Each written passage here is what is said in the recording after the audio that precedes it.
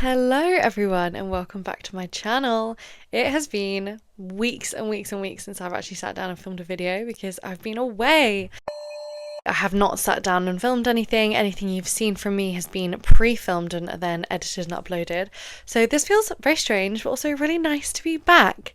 And I'm so excited to just sit down and talk to you today about some of my absolute new favourite books, because this video is going to be the books that I managed to read in the month of May. And I was on holiday in May. As you know, I was in Bali and I was travelling around Indonesia a little bit for about 3 weeks. It was literally incredible. It was paradise. It was just literally amazing. I did upload one vlog from that trip, so you can go and check out that vlog if you want to see some of the stuff that I got up to, because it was so much fun. Then I came back and then I did also a little trip in the UK. I had a friend's wedding that I went to that was so beautiful and really amazing as well, and then had another couple of days in the countryside. But I am back now, and during that time I read, I think, 3 of my favourite books of the year. I got so lucky this month, and I didn't even really follow my actual planned TBR because I was kind of travelling around and it was really hard to decide what I was actually in the mood to read. So I'm really glad that I just didn't do a proper TBR and didn't follow it, because I got 3 books that are definitely favourites of the year and maybe favourites of all time. So I can't wait to talk to you about them. And that's where we're going to start today. We're going to start with the best of the best. We're going to start with the absolute favourites that I read in the month of May. The first one that I read, this is what I read on the plane flying over to Indonesia on this 13-hour flight, and I read it on the plane and I was crying. Everyone was trying to sleep and I was sitting there with just tears running down my face after reading this book. And that book is The Housekeeper and the Professor. And this one I've had on my TBR for a while, and if you've seen any of my other videos about my TBR, you know that I was kind of predicting that this one would be a 5-star read, and I was absolutely correct, because this was an incredible book. I absolutely adored it. Basically, this is a Japanese book and it is about the housekeeper and the professor. It's from the perspective of a housekeeper, and she gets a new job to go and look after, the professor, who is a maths genius, a maths professor, but basically suffered from an accident many years ago. Basically that means that his memory only lasts 80 minutes. So she has to reintroduce herself every morning when she says hello. She has to reintroduce her son, who also visits, and they have to kind of strike up a working relationship and a friendship with this constriction of his memory only lasting 80 minutes. But it is just so incredibly charming. I absolutely love this book. It just burrowed its way into my heart so quickly. Has loads of things that I absolutely love in this book, but also I'm really someone who's just always said that they are terrible at maths, and that I really something in my brain just refuses to understand maths, even though I think that I can understand other things quite well. But there's a block within my brain that just will not engage with maths in any way. Because of the professor's job and his passion is maths and numbers, there's a lot of that involved in this book, and it's just really beautiful and really poetic. I would so recommend this book. I absolutely loved it. It is about love in all its forms and connection. It's funny and it's really heartwarming and quite a tender little book, and that's all I'll say, but I absolutely loved it. Needless to say, 5 out of 5 stars from me. And then the next book that I really want to talk about, which is also a flat out 5 out of 5 stars, and I did predict this one also could be a 5 out of 5, because it is by M.L. Wang, who also wrote The Sword of Kaigen. So this is her newest book and it's called Blood over Bright Haven. I don't own a physical copy yet, but I will be buying one because this book was incredible. I absolutely loved it. From the first page, I was immediately engrossed. I already knew that I would enjoy this writing style because I've read Sword of Kaigen, which I absolutely loved. That's a standalone high fantasy story, and it is so heartbreaking and really tragically beautiful. And so I knew that I would really enjoy this one as well, but this one I think I preferred even more. This book is so incredibly gripping, but also you go on such an emotional journey with incredibly morally grey and complicated characters. So basically in this book you're following two different characters. One character who has always lived in this beautiful utopian city, this city that is built in this barren wasteland, and outside of this city is this horrible blight that kills people, but inside everyone can live safe and happy, and it's incredibly technologically advanced and magically advanced, and our main character is working incredibly hard to try and be the first woman who is going to break into this like very high level magical society, and that is her ultimate goal. She is incredibly focused and that's all she wants to do. She wants to be the first woman who can ever do this. And you also follow a character who has actually come from these barren wastelands outside of the city and has to come in and live in the city because of this blight, and there they live as a second-class citizen, and through a few different coincidences they end up meeting and working together, and basically they start to unravel kind of the true darkness that's hiding behind this shiny utopia of a city. But basically a lot of what this book is about is these main characters discovering the truth and kind of the pursuit of truth and knowledge and power and where that can lead. It's so incredible. I really recommend. This is a completely separate standalone. I would so recommend it. Wang's writing is just absolutely heartbreaking. Like, she makes you care about a character within the first page of a book, and it's just like no one else. So absolutely 5 out of 5. One of my favorites of the year. Incredible book. Absolutely loved it. And then the third book that was also a 5 out of 5 and one of my favorites of the year was The Summer Book by Tove Jansson. So I have read a couple of the Moomin books by Tove Jansson, and I also picked this up because of my Reading Around the World challenge. So for that challenge I'm reading a book from every single country, and I've had lots of recommendations for this author for Finland. And basically I'd read some of the Moomin books, which are obviously a lot more whimsical and playful and kind of for all ages, but like aimed more towards children.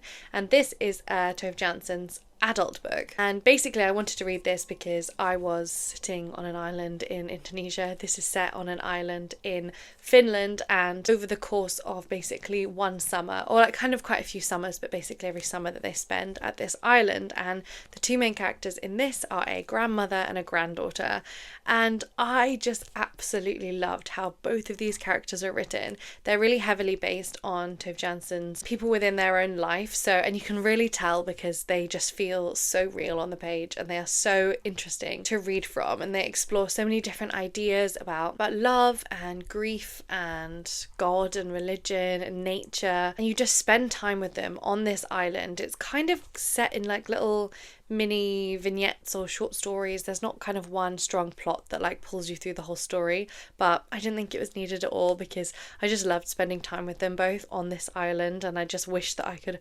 visit and also just like experience this island and how they were. This is a book that is just full of joy, I think, and I just absolutely loved it, and I would really highly recommend The Summer Book. So those are the 3 books that were absolute 5 out of 5, like incredible. Absolutely would recommend them to everyone. I also had 2 books that were misses, so maybe I'll talk about those next.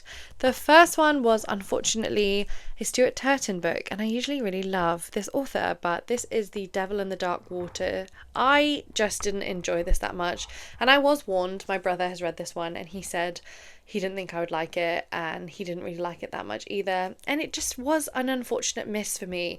There were some aspects that I do still enjoy from this writer. He also wrote The 7 Deaths of Evelyn Hardcastle, which I really would recommend, but this one just fell down in a lot of ways and I just ended up not enjoying it. For one thing, it's very long. It's very long for a murder mystery as well, because I just think you kind of have to have it a little bit more pacey than this was. But basically this is a murder mystery, kind of slightly supernatural story set on a ship, and basically you're following all different types of characters that are all aboard this ship, and one of the characters is this world famous detective, but he's actually locked up in the hold and cannot assist with any of the investigation, so it falls to his assistant who's trying to investigate what's going on the ship, because as soon as they set sail marks of devilry and demons, and things started going wrong, and it was either something supernatural or someone who is trying to make people think that it's supernatural is going on. So basically they are trying to solve this mystery. But for me, my issue with it is every single time there was a question that was raised in the book, it was almost immediately resolved very quickly, and that then led me just to not really buy into the whole plot and the whole mystery at its core, because I never got any slight amount of intrigue about a personality or a character or a weird phrase that someone said, or like something that had happened. It was like,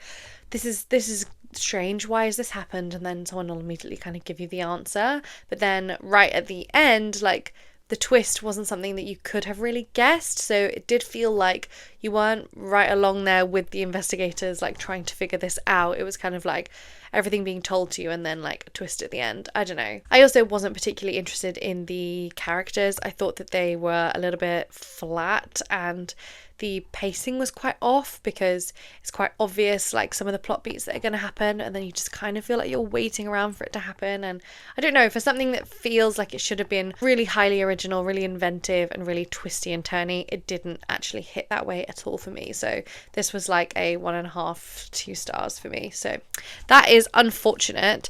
And the other miss for me was, unfortunately, our book club book for the Reading Around the World book club. So for May, we ended up doing Away. So the country that this book is from is Slovakia. So I was actually really excited about this one. It was described as a kind of postmodern fairy tale, and supposed to take a lot of imagery and themes from the Snow Queen, which is the Hans Christian Andersen fairy tale. But this, I don't know if I'm just being too dumb, but it completely went over my head. I have no idea what this book was about, or what it was trying to achieve, or even anything of the themes that it was talking about. And I do feel like a lot of people felt similarly when we were reading it in the Fable book group. I just had no idea what was going on for most of it. There were some lovely lines in there that I was like, okay, like that's a nice line, but it just, the perspectives shifted from like sentence to sentence. Characters were introduced and then dropped, like just random names to throw in there. Like I just genuinely did not understand what was going on. So I cannot rate this highly. And I like to think that sometimes like I you know, I can dig deep and I can understand kind of weird literary fiction, but this was just a step too far for me. And if anyone has read this and really enjoyed it, I would love a little description or like the reasons why you loved it, because I'd be really interested to know. But this was an unfortunate miss for me, and it ended up having to be like 1.5 stars or like 1 star for me. So that was pretty sad. So those are the very good and the very bad books of the month. And then let's talk about the other ones that I read, because I did read some other really fun books. They weren't favourites, but they were pretty good, so let's talk about them. So the next book I want to talk about is one that I read because it was nominated for the International Booker Prize. It did not win, but I'm still glad that I read it, and it is Not a River by Selva Almada. So this is a book from an Argentinian author, and I was like a bit hesitant to read it actually, because I'd also heard that this is a series, and I only owned this one book and I wasn't gonna buy a whole new series. But I'm actually really glad that I read it. You don't need to read the other 2 books in the series. It might enhance the experience for you, but I didn't think it was needed. This is basically about 2 men who go fishing, and they've always done this, but it's been a while since they last went fishing, and you kind of read along and you realise that it's because there was a tragedy and one of their friends died the last time they went fishing. So there's this like strong undercurrent and these strong emotions of things that they're not saying, and I just thought it was really interesting. I liked how it was written. I think it explored this like masculinity and this male friendship in a really interesting way, and it's a very short little book, and at times it can be a little bit confusing as well because of shifting perspectives. There's no chapters or anything, it just kind of bleeds from one paragraph to the next, but I really actually enjoyed it a lot more than I thought. So that is Not a River. Next up, I read a very cute sapphic romance, and it was very summery feeling, so I read The Honey Witch. This one I really enjoyed, but I wouldn't say it would be a new favourite of mine, but I would recommend it if it's like the type of book that you do usually pick up. So The Honey Witch is a romantic fantasy, it's a sapphic love story, and it's also kind of a period romance as well. So you start off and you are following Marigold, and and basically she is kind of like chafing at the fact that she has to live normal life and she has to get married and attend balls, and all she really wants to do is run through the forest and kind of dance naked under the moonlight, which I love personally. So she then gets the chance when her grandmother comes to visit, and she says that she wants her to come and train to be the next honey witch. So she goes and lives with her grandmother and learns how to be the honey witch, but there is kind of a twist in the fact that the honey witch has a curse that no one can ever fall in love with them. Marigold thinks that that's not an issue, she just wants to be alone and be the honey witch anyway. It's more than she ever thought that she would get.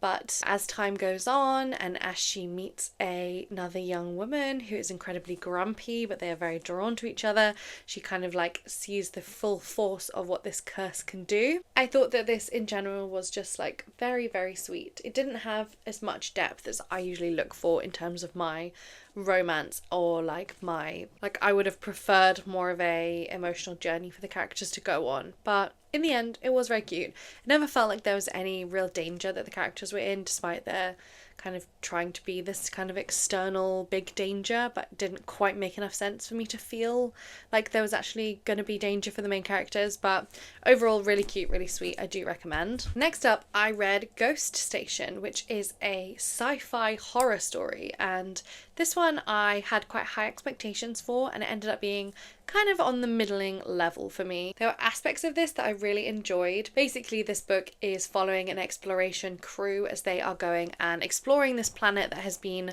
abandoned by the last exploration team, and they get there and the space station is kind of completely empty. It's this ghost station, and their job is basically to just pick up where the last team left off, but a lot of different things are, as they're kind of spending time there, they're discovering that lots of things are not quite as they seem, and maybe that the last team left in a massive rush, and there might be a good reason for that. It does have this very creepy, very eerie kind of undertone to the whole story, and I did really enjoy aspects of it. I didn't quite love like the final explosive action scenes, and also the main character is supposed to be a psychologist who is supposed to be trying to kind of like help people out in terms of like their psychology of being in space for so long, and like on like in really abandoned like space stations and being on spaceships, and they just weren't a very convincing psychologist for me, which was kind of annoying. But it was a fun good time. Like, it wasn't like anything mind-blowing, but it was, you know, it's a 2.5 for me. Oh my god, I completely forgot to talk about another 5-star read that I had. I like completely forgot that I even read this month. I was just checking back on my list. But this is another 5-star read that I read in the month of May, and it was The Diary of a Young Girl. So this is Anne Frank's diary. I have had this on my list to read since I was like 12, maybe, and I'm 29. Like, this has been on my list to read for so many years, and I actually put it on my list of 24 books I need to read in 2024 because I just needed to get it done, because that's just been on my list for too long. I finally read it. What took me so long? Oh my god, this book is like everything that you've heard about it is true. It's heartbreaking, but also it's so moving, and it's also so beautifully hopeful, and like it is so much more than what I was expecting, because it is truly is the diary of a young girl. It is a young girl who is struggling with growing up and getting along with her parents and dealing with her own like sexuality and her own identity, and it is so beautiful that just you see her grow up and her ideas evolve, and her writing style also even changing and developing and becoming this incredibly like thoughtful and intelligent and emotionally aware young woman. And it just like, oh, it just makes me cry thinking about it. It's very, very emotional and very, very touching, and I would highly recommend it to everyone. It's a beautiful, beautiful book. So that is The Diary of a Young Girl. So next up, I read one of my most highly anticipated reads of the year, and I managed to get a like limited edition proof copy of it as well, which I was so pleased for. And this is Evocation by S.T. Gibson, and I've read a couple of S.T. Gibson's books now, and they have had mixed reviews from me. This one came out at the end of May, and I enjoyed it, but I just wanted to love it. In the end, I gave this 3 stars, and I was a bit sad about that, because even though 3 stars is a very good rating and I like love books that I give 3 stars, but for me, I just wanted something a little more. So basically in this book, wizards and witches and sorcerers and mediums and tarot card readers like all are real, and it's like a different form of doing magic. And in this book you have 3 different people who all practice different types of magical arts. You have David, who is a very like no nonsense kind of like very business like medium, and he is basically doing his job one day and has a curse put on him, and the only person he can turn to is his ex-boyfriend. So he goes to his ex-boyfriend, but his ex-boyfriend is now newly married to an astrologer, so he has to ask for both of their helps. And it's kind of about figuring out this curse, but honestly the main story is just about these 3 and their relationship. It's an exploration of love in all its forms and polyamory and found family and creating your own kind of relationships and love and familial bonds. And I enjoyed a lot of that aspect to it. I just feel like it should have gone even further just if it was talking about that, because the actual plot in the sense of this curse and this mystery of what was going on didn't make any sense, and it felt very stop-starty for me. It kept like the whole concept of what was bringing them together, I think just should have been different, and I think it would have worked a lot better together. So I did enjoy it, but I just wanted like a little bit something else, I don't know. So the plot didn't work quite well enough for me, but beautiful cover, and I will still continue to read everything that S.T. Gibson does write. Next up, I read The Argonauts, and this one is really hard to talk about. This was recommended to me by my book pal Al, so thank you Alice for that.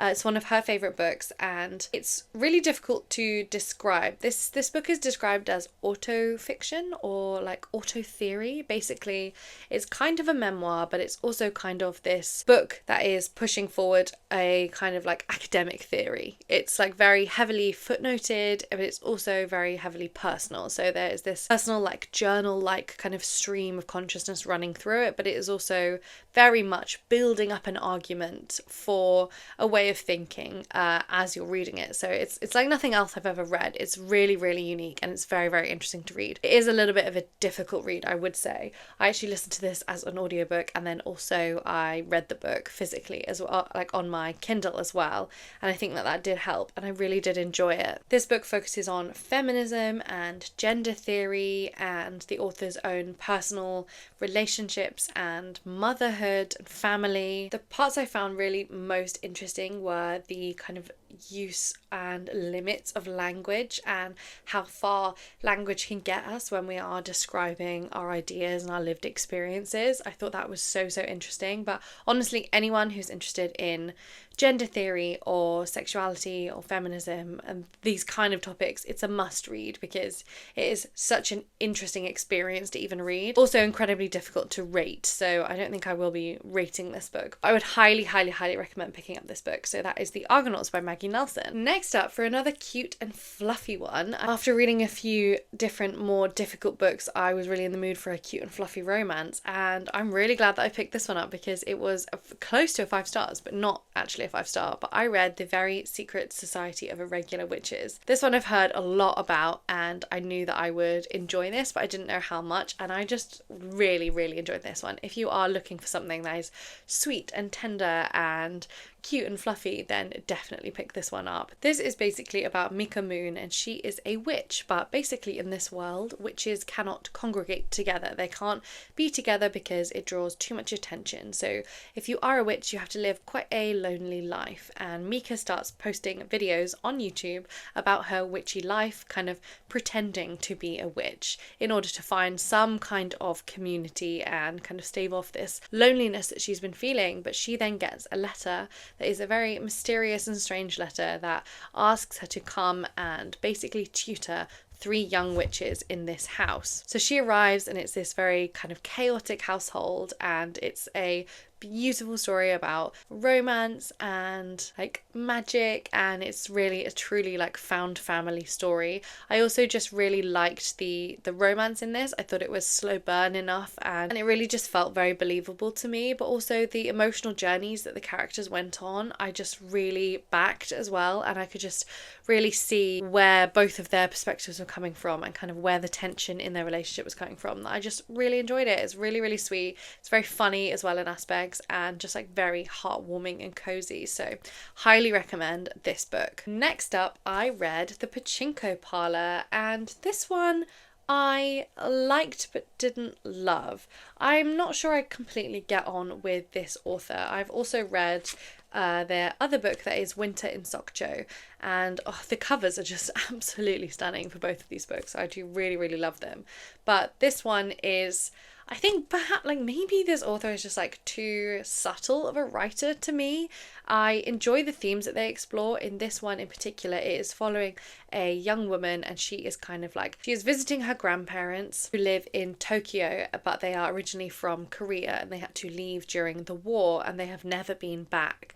And so she is visiting her grandparents, and she's also tutoring this young 10-year-old girl. So there is a lot of conversation on identity, and she finds it quite difficult to relate to her grandparents, and also she herself is kind of like finding it difficult to find a place that really feels like home as well. So I really liked the themes that it's talking about this like loneliness that you can feel, and like lots of these like unspoken things that can happen in families that is just like even only a couple of generations down, it's like this unspoken thing. But for me, they might just be too much of a quiet, sad writer for me to really truly connect to it, because I did enjoy like the relationship that the main character had with this 10-year-old as well, but I don't know, I just kind of like maybe wanted it to go a bit further. But I do still recommend, and I do think this would be a really good book for some people, like the way I've described it. If that sounds interesting to you, then I would definitely pick it up, because maybe it's just not gelling with my personal preferences, if that makes any sense. Okay, and then the last book that I want to talk about, I actually read as part of a series, and I finally read my first Joe Abercrombie book. So I read The Blade Itself, and I also read Before They Are Hanged. I'll just take the sticker off. I read it actually on my Kindle, so I didn't read this copy. But I think I read Before They Are Hanged this month. I'm actually not sure, but I'll talk about it in this video anyway, because I read them basically one after another while I was on holiday, and it was so much fun. I do have to say, they are really readable. You can pick them up, immediately get into the story.